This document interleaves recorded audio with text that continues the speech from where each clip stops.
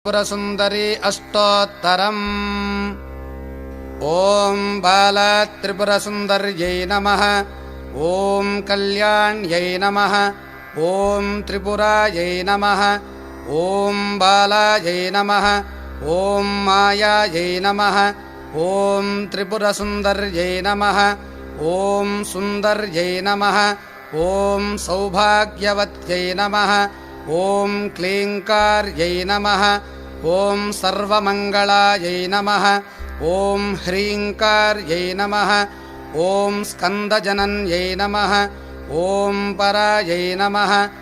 ॐ पञ्चदशाक्षर्यै नमः। ॐ त्रिलोक्यै नमः। ॐ मोहनाधीशायै नमः। ॐ सर्वेश्यै नमः।